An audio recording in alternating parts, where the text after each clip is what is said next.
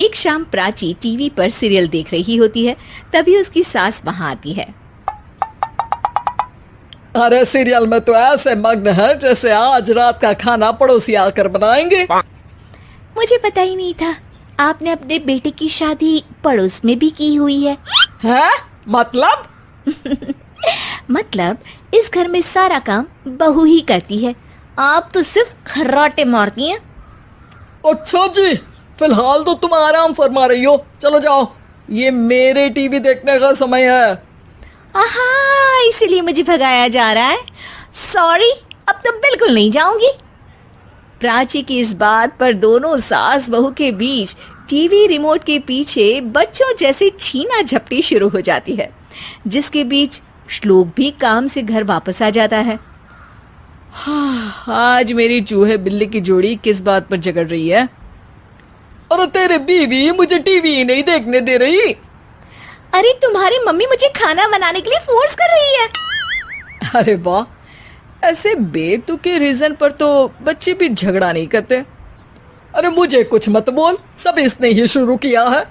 हाँ हाँ, जैसे आप तो बहुत दूध की धूली है ना। अरे बस, दोनों चुप। प्राची जाओ, खाने की तैयारी करो। और माँ तुम छोड़ो, तुम्हें क्या बोलूं, शांति से अपना सीरियल देखो, मुझे दोबारा लड़ने की आवाज सुनाई नहीं देनी चाहिए। ऐसा बोलकर श्लोक वहां से चला जाता है, जिसके पीछे पीछे प्राची भी कुछ न कुछ बड़बड़ाते हुए रसोई में चली जाती है। हाँ हाँ, सासू जी को तो कुछ बोलेंगे ही नहीं, बस मुझ पर ही हुक्म चलता है, खाना बनाओ, जैसे मैं इनके घर में खाना बनाने के लिए आई हूँ।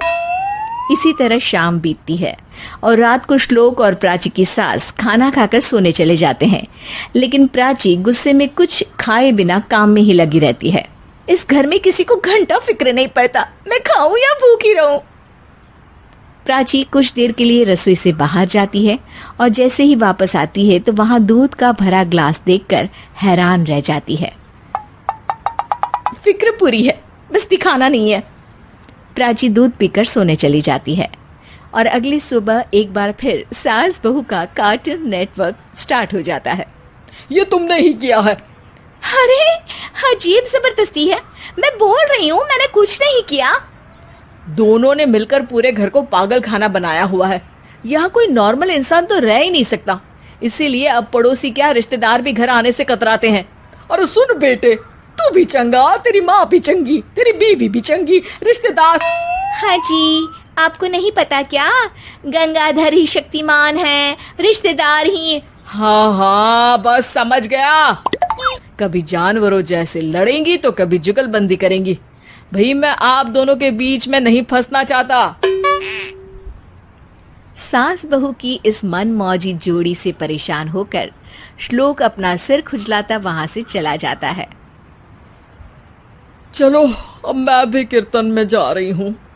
इस पर जैसे ही सास कमरे में अपना पर्स लेने जाती है तो वहां नाश्ते की प्लेट रखी देख मुस्कुराने लगती है और नाश्ता करके घर से बाहर निकलते हुए कुछ पैसे टेबल पर रख जाती है, जिसके कुछ देर बाद सिलेंडर वाला घर आता है।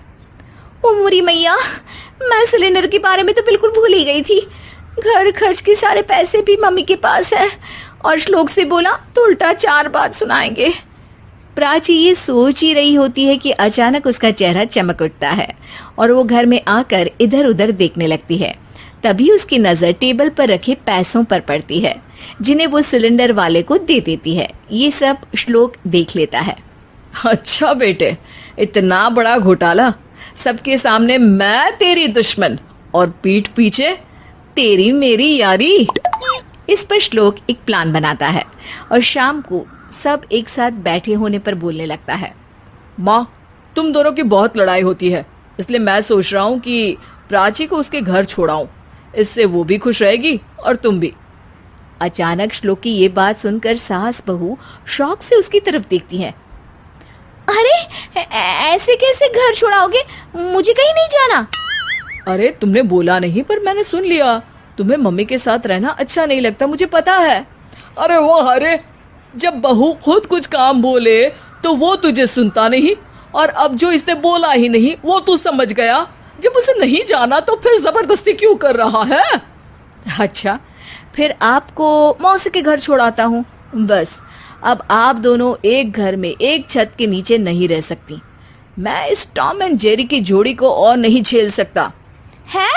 ऐसे कैसे नहीं रह सकते?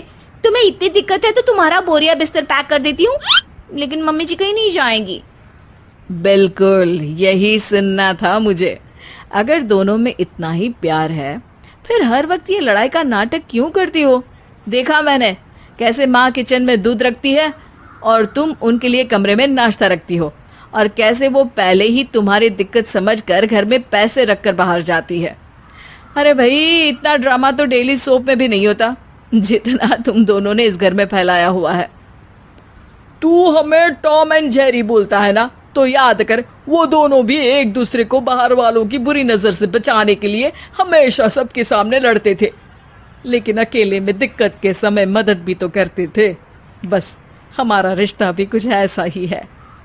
और वैसे भी अगर सास बहू में तू मैं नहीं होती तो दुनिया वालों को कहानियां कैसे मिलेंगी?